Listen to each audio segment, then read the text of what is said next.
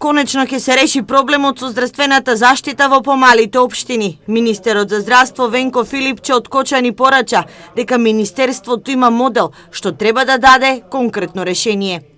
Станува збор за мобилни патронажни сервиси и сервиси на домашна посета, нешто што е модел кој што веќе постои во развиените европски земји и кој што е докажан модел дека значајно го подобрува пристапот кон здравствената заштита и го олеснува истиот, како и тоа да го подига квалитетот на здравствена заштита за граѓаните кои што во овој момент немаат апсолутно никаква форма на здравствена заштита во средините во кои што живеат и затоа се приморани или да одат во други места или да дојдат во регионалните центри. Сметаме дека овој модел кој што како пилот ќе го имплементираме токму тука во Кочани, ќе биде нешто што ќе го имплементираме понатаму во целата наша држава.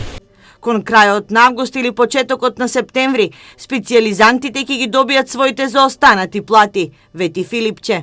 Веќе се доделени на специјализанти кои што се веќе почнати на специјализација од пред неколку години. Тоа што беше проблематично беше одреден број на специјализанти кои што приватна специјализација ја почнаа оваа година и не беа влезени во пресметката која што ние ја правивме за буџетот за оваа година, а во тек на минатата година.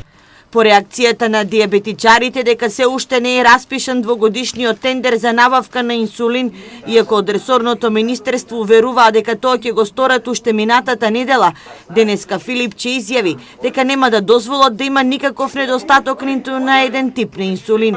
Без оглед на тоа што законот за паралелен увоз е сменет, се уште се работело по старата постапка и затоа имало каснење во доставата на одредени инсулини.